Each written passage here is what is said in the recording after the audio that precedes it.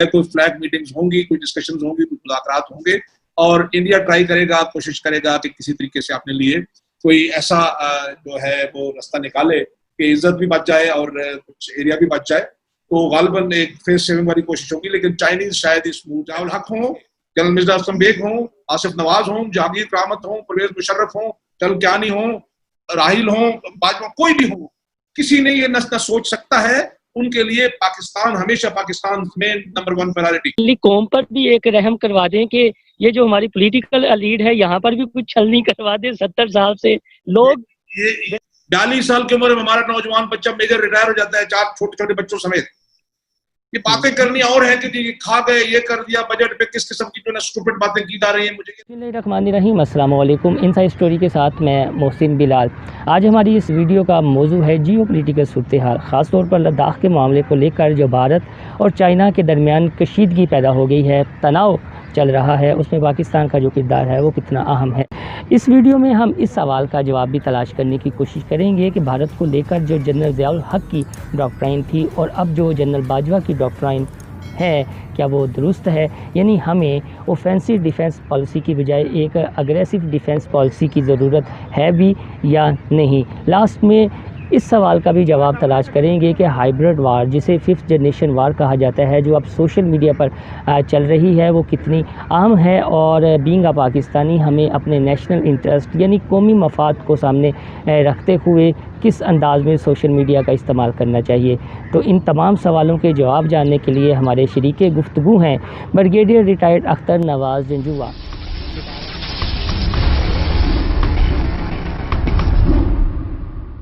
तो सर, ये जो जियो पॉलिटिकल सूरत हाल बनी हुई है, जब लास्ट टाइम आपसे हमारी बात हुई थी, खासतौर पर अफगानिस्तान के इशू के हवाले से, कश्मीर के इशू के हवाले से, इंडिया के इशू के हवाले से, तो तब लद्दाख वाला मामला शुरू नहीं हुआ था, चाइना वाला। थोड़ा सा ये अगर लोकेशन ये क्या है लद्दाख का असल में इशू और कितनी अहमियत रखता है ये इंडिया, पाकिस्तान और चाइना के हवाले से खास तौर पर? पहले तो ये है कि सिर्फ लद्दाख ही नहीं, आपको मालूम है कि पूरा कश्मीर जो है वो एक मुतनाज़ा इलाका है। कश्मीरियों से बहुत ज्यादा जुल्म हुआ है, हो रहा है, दबा कर रखा जा रहा है। तो चूंकि इंडिया का बहुत सारा बॉर्डर जो है, आपको पता है 62 में भी एक इनकी जंग हुई थी जिसमें इंडिया को बहुत हज़ीमत उठाना पड़ी थी। अभी भी ये है कि ना सिर्फ चाइना के साथ बल्कि नेपाल के साथ भी, नेपाल ने जो अपने नए नक्शे बनाए हैं, जो गवर्नमेंट अप्रूव नक्शे हैं, उसमें उनका बहुत सारा इलाका जो है वो भी इंडिया ने कब्जे में किया हुआ है, पुलिपु लेक और उससे नीचे और यहाँ पर भी। तो ये इलाका वो है जो बेसिकली जो चाइना जिन पे क्लेम करता है कि चाइना का इलाका है, इसके साथ जो मुल्हिका रियासत है, उस रियासत का भी कुछ इलाका जो है वो चाइना क्लेम करता है। आपको पता है कि पहले उनके मसाइल रहे हैं, पहले भी और अब भी।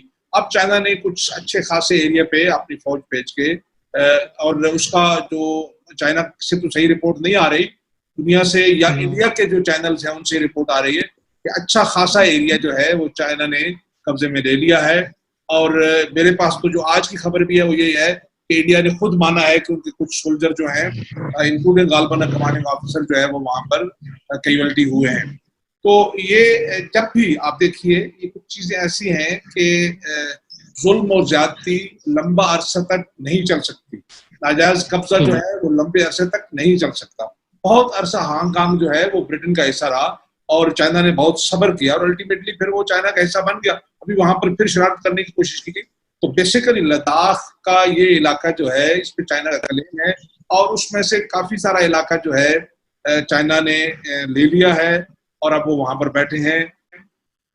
जहां तक बात है हमारी, तो हमारा व्यू पॉइंट मैंने पिछली दफे बताया कि बहुत क्लियर है कि पहले दिन से पाकिस्तान जो है वो एक मॉरल हाई ग्राउंड है पाकिस्तान के पास।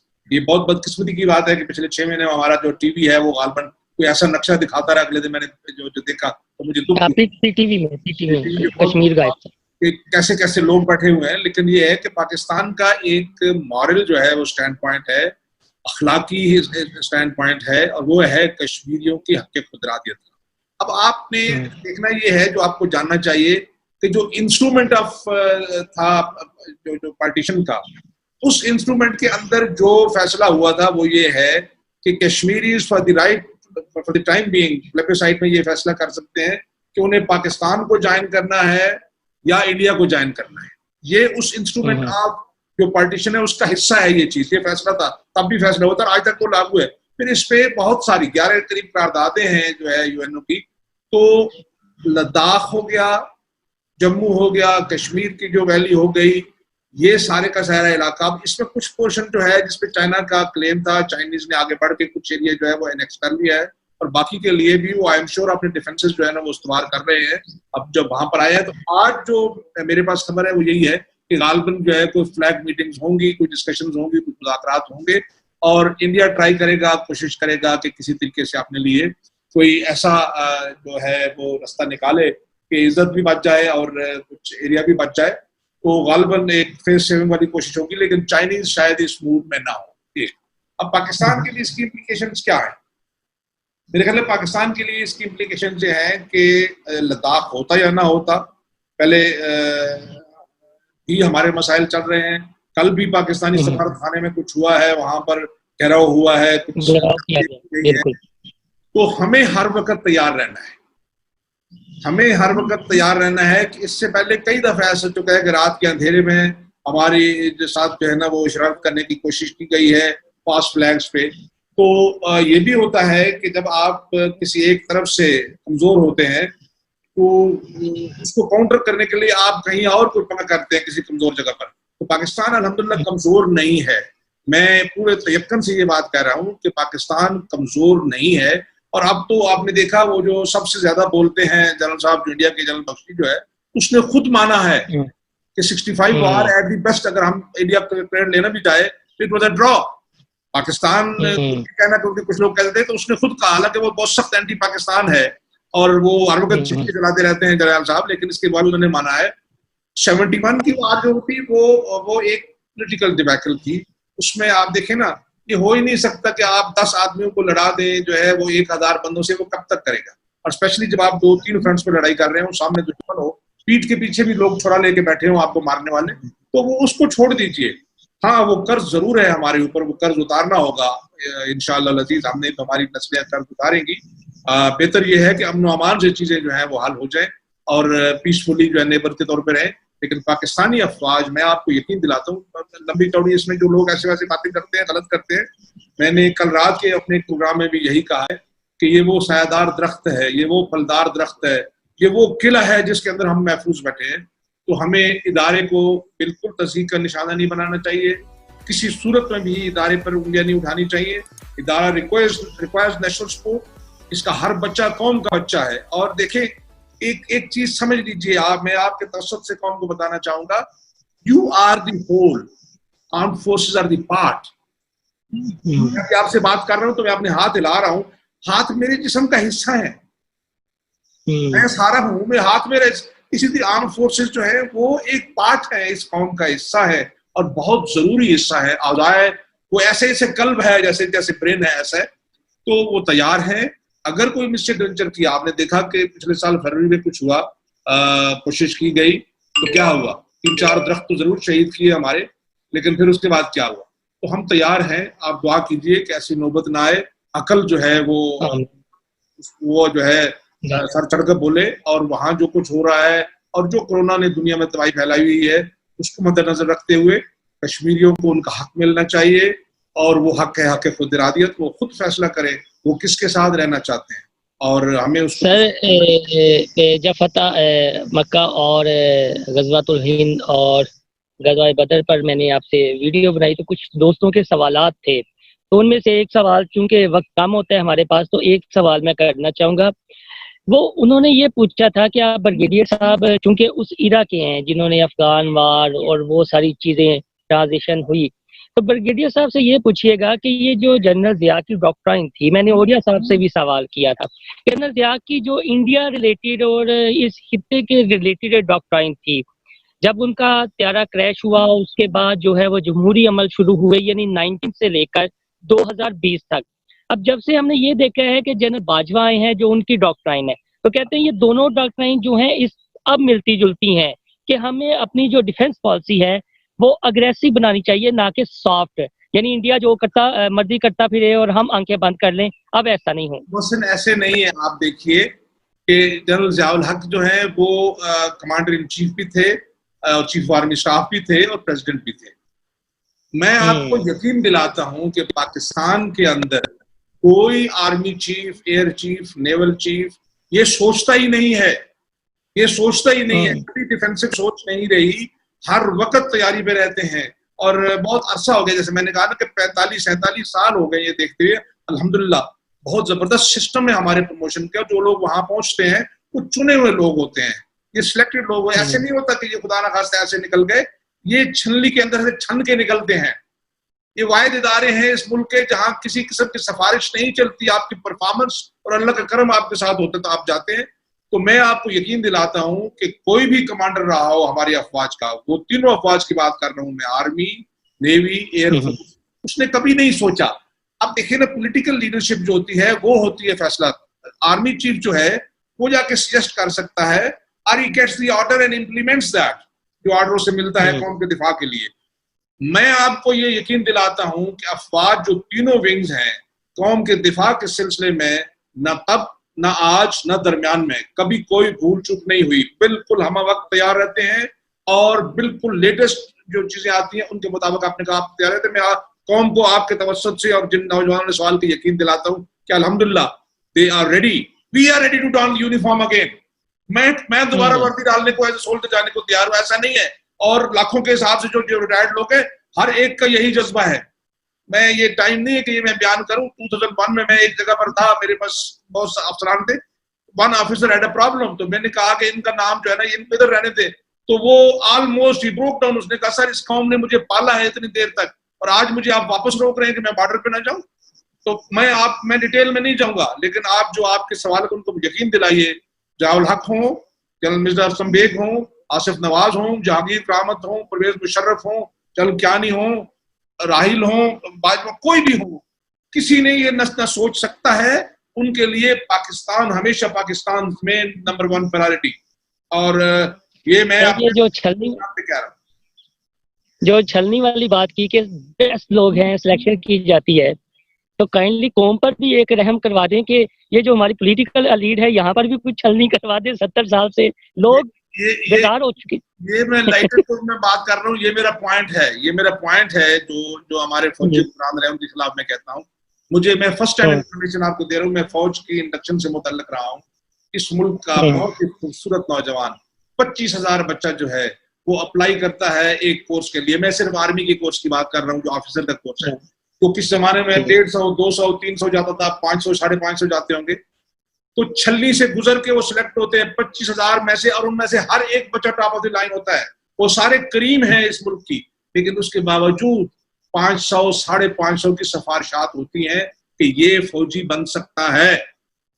वो फिर पाकिस्तान मिलिट्री अकेडमी जाता है। तो जब इस सिस्टम से निकलते हैं, और फिर ये हमारा जो प्रमोशन है वो सिर्फ मेजर रैंक तक है, सेकंड लेवल से मेजर तक हमारा प्रमोशन है। उसके बाद ये छलनी शुरू होती है, बोर्ड्स होते हैं, फिर सिलेक्शन होती है, सिलेक्शन बोर्ड होते हैं, परफॉर्मेंस बोलती है। तो हम तो ग्रेड 17 में आके 18 में रिटायर हो जाते हैं। हमारे 70% लोग 42 साल की उम्र में हमारा नौजवान बच्चा मेजर रिटायर हो जाता है, 4 छोटे छोटे बच्चों समेत। ये बातें करनी और है कि जी खा गए, ये कर दिया, बजट पे किस किस्म की जो है स्टूपिड बातें की जा रही है। मुझे ये लफ्ज इस्तेमाल नहीं करना चाहिए, लेकिन ऐसा नहीं है। 70% बच्चे जो हैं वो काले बालों के साथ रिटायर होते हैं। तो ये सिस्टम ऐसा है। तो मेरा गिला ही यही है, वो फील्ड मार्शल हो, वो ज़ियाउल हक हो, वो जनरल परवेज मुशर्रफ हो। मैं अक्सर ये अपनी कंपनी में बैठ के बात करता हूँ कि जब सिलेक्शन की बारी वहां पर आई कौम के हुक्मरान सिलेक्ट करने की, तो वहां वो क्यों चूक गए, वहां क्यों नहीं ये छलनी चलाई। बिल्कुल जी। अब अगली बात थी आपकी सोशल मीडिया वाली। हाँ जी, सोशल मीडिया पे सर ये जो मैं अक्सर हम ये देखते हैं, यूट्यूब है, फेसबुक है, ट्विटर है। मेरी कुछ बरादरी है, सहाफ़ी बरादरी के, जिन्हें मेरी तरह ना दिन का पता है ना रात का, लेकिन वो दिफाई तजियाकार भी बने हुए हैं और वो समझते हैं कि अदारे में कोई इनके सोर्स हैं, वो बनी बनाई चीज़ें दे देते हैं, बयान कर देते हैं। लेकिन जब रद्द अमल नीचे आता है तो ये कहते हैं कि यार इनके पास क्या गिदर सिंगी है कि हर टॉपिक पे बोल रहे हैं। अगर पाकिस्तान में इतने ज़हीन दिमाग बैठे हुए हैं तो मुल्क की ये सूरत हाल क्यों बनी हुई है। मैं आपको क्वेश्चन ये बताऊं कि कोई चीज जो है वो ना अच्छी होती है ना खराब होती है, उसका इस्तेमाल जहर जो है बेसिकली तो किल कर सकता है, लेकिन उसी जहर से दरियात बनता है। तो सोशल मीडिया मेरे ख्याल में एक किस्म की ब्लेसिंग भी है कि आपके पास जो है ना रियल टाइम इंफॉर्मेशन जो है वो कन्वे होती है, और एक जखीरा है, एक ट्रेयर है इंफॉर्मेशन का। You just press few button तो सारी चीजें सामने। अब है क्या कि आप उसे हैंडल कैसे करते हैं, आप उससे क्या फायदा उठाते हैं। इसी मीडिया के जरिए से आप कुरान मजीद की तालीम हासिल कर सकते हैं, और इसी के जरिए से आप गंदगियों पे निगाह मार सकते हैं। आप एक गंदी मक्खी बन सकते हैं, आप एक खूबसूरत चीज बन सकते हैं जो फरिश्ते की तरह चीज हो। सो बेसिकली सोशल मीडिया का कसूर नहीं है, कसूर हैंडल का है जो उसे हैंडल कर रहा है। उसे बताने की जरूरत है कि इसे ऑब्जेक्टिवली इस्तेमाल करो। इसका अच्छा देखो ना, ये सोशल मीडिया है जिसपे आप और मैं गुफ्तगू कर रहे हैं। दूसरा ये है, तो सबसे बुरी बात है कि इसमें जो दुष्नाम है, जो सब शतम है, जो गाली है, आपकी बात मुझे पसंद नहीं आई तो मैं शुरू हो जाऊंगा, एक ट्रेंड चला दूंगा आपको गालियां निकालने का। मैं चाहता हूँ आप मेरे जैसे होंगे तो मैं ट्रेंड चला दूंगा कि आप मैं कोर्स करूंगा, आपको मजबूर करूंगा कि आप मेरे। ये गलत चीज है, ये गलत, ये नहीं होना चाहिए। ओपिनियन एक्सप्रेस होनी चाहिए, no emotional attachment with the opinion. अगर मैं गलत हूं तो मुझे गलती माननी चाहिए। और दूसरा ये है कि मुझे एक पॉइंट दे के हट जाना चाहिए। आपकी इस बात से मुझे पाकिस्तान के एक बड़े ही मशहूर, अल्लाह गरी की रहमत करे, लिखने वाले थे, और किसी जमाने में पहले ICS अफसर भी थे, फिर बेकार हो गए, मुश्ताक अहमद यूसुफी साहब। बहुत खूबसूरत लिखा उन्होंने, जितनी भी किताबें हैं वो आपको हंसाते भी थे, और उस हंसने के अंदर इतनी गहरी बात करते थे कि आपको रोना भी लाते भी। तो उन्होंने बड़ी अच्छी बात लिखी है, जो उनकी किताबें हैं, आबे गुम है और चराग तले है और हाकिम बदल, बहुत खूबसूरत किताबें, जरूर पढ़िएगा। उसमें एक चीज उन्होंने लिखी, उन्होंने कहा कि आपने अपना नहीं लिखा, कार्लाइल को कोट किया कि कार्लाइल ने कहा था कि अगर आपको बहुत ही शौक है कि चीजें ऐसी हों जैसे आप चाहते हैं, तो वो शौक अपने पे, चैरिटी बिगिन अपने पे इस्तेमाल कीजिए, तो कम से कम ये होगा कि दुनिया में एक बदमाश तो कम हो जाएगा। और फिर साथ उन्होंने एक और खूबसूरत बात की, जो सबको शतम हमारे यहाँ चलता है ना, उन्होंने उसके साथ लिखा, उन्होंने कहा कि मेरी राय में, और चूंकि वो तंजिया लिखने मदानिगार थे, उन्होंने कहा कि हो ये जरूरी नहीं है कि मेरी राय गलत हो। मेरी राय में जो शख्स किसी दूसरे के सर पे पत्थर मारता है, और अगर उसे अपने सर का एहसास नहीं है कि उसके पास भी सर है, तो उसे पत्थर मारने का कोई हक नहीं है। बहुत खूबसूरत बात है जो हमारे सोशल मीडिया पे पूरी उतरती है। अगर आप किसी दूसरे को गाली निकालते हैं तो फिर आपको तैयार रहना चाहिए, और आप ओपिनियंस जो है ना वो गालियां देके मोल्ड नहीं कर सकते। आपको फैक्ट से बात करनी चाहिए, आपको अखलाक के दायरे में रहते हुए बात करनी चाहिए। और ये देखिए, ये पीछे मेरी किताबें पढ़ी और ऊपर इसी किस्म के 14 रैक पड़े किताबों से भरे हुए। ये लोगों ने मेहनतें की हैं, 20-20, 40-50 साल लगाए हैं एक किताब को लिखते हुए, और मैं 4 दिन पढ़ लेता हूँ, पढ़ सकता हूँ। तो इस्तेफादा कीजिए ऐसी चीजों से, तहकीक कीजिए, पढ़िए, और अगर कहीं गलत है तो अपनी तस्हीह कीजिए। जरूरी नहीं कि आपके मुंह से बात निकल के। तो सोशल मीडिया दोनों एंगल है, बहुत अच्छा है अगर आप उसको अच्छा इस्तेमाल करें और तिर्याक के तौर पे, और बहुत खराब है अगर आप उसे जहर के तौर पे इस्तेमाल करें। तो मेरे ख्याल में हमें उसे तिर्याक के तौर पे इस्तेमाल करना चाहिए। Is a wealth of information there, उससे फायदा उठाना चाहिए, तजिए करने चाहिए, रियल टाइम इंफॉर्मेशन। ये हम लाहौर और इस्लामाबाद में बैठ के एक दूसरे से गुफ्तगू पिंडी में बैठ के कर रहे हैं। एक वक्त था कि आप सऊदी अरब में थे, आप अमेरिका में थे, आपको वो बूथ पे जाना पड़ता था, सिक्के डाल के बात करते थे, फिर भी बात नहीं होती थी, चिट्ठियां लिखी जाती थी। तो social media itself is not a bad thing, the way we use it, कितने ऑब्जेक्टिवली हम इसका इस्तेमाल करते हैं, कैसे इस्तेमाल करते हैं, मेरे ख्याल में वो पॉइंट है। और वो हमारी नौजवान नस्ल को इस पे जो है ना वो ध्यान देना चाहिए। इसमें बहुत अच्छी चीजें हैं, इसमें तहकीक कर सकते हैं, इसमें पढ़ सकते हैं, इसमें अपने शकूक को रफा कर सकते हैं, बहुत अच्छे लोगों से जो है वो सवालात कर सकते हैं, जुबानें सीख सकते हैं, इल्म हासिल कर सकते हैं। Sky is the limit. इसलिए मैं ये कहूंगा कि ऐसा नहीं है कि खुदा ना खास्ता ये खराब चीज नहीं है, बट हमें इसको कुछ असूल अपनाने होंगे, बनाने होंगे, कुछ पैरामीटर्स ले डाउन करने होंगे, और उन पैरामीटर्स के अंदर जो है वो जाके हमें इसको जो है इस्तेमाल करना होगा। तो मोहसिन, मेरे ख्याल में शायद आप फिर यही कहने वाले हैं कि we are running out of time, and we are running out of time actually.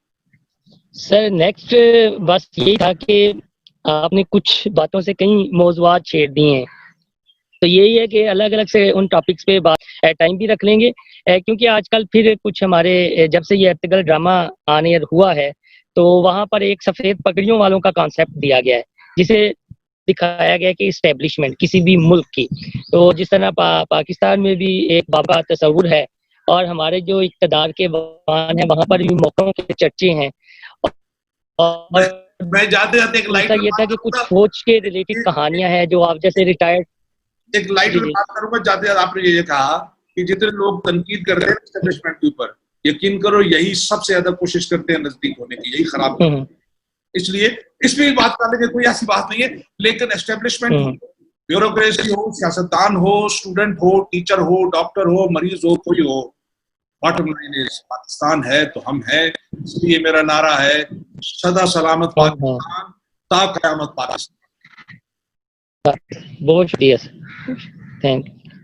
दोस्तों, ब्रिगेडियर रिटायर्ड अख्तर नवाज़ जिंजुआ साहब की बातें आपने सुनी। बहुत सारे मौज़ूआत हैं और हमने ब्रिगेडियर साहब से रिक्वेस्ट की है कि हमें 2-3 दिन बाद आप ज़रूर वक्त दिया करें ताकि हम अपने नाज़रीन को अपने यूट्यूब चैनल के ज़रिए बता सकें कि आखिर सूरत हाल है क्या और इसका हल क्या है। आपको मेरी ये वीडियो पसंद आए तो मेरा चैनल इनसाइड स्टोरी सब्सक्राइब करना ना भूलिएगा और इस वीडियो को अपने दोस्तों के साथ ज़्यादा से ज़्यादा शेयर कीजिएगा, लाइक कीजिएगा और बेल आइकन का बटन दबाना ना भूलिएगा। अल्लाह हाफिज़।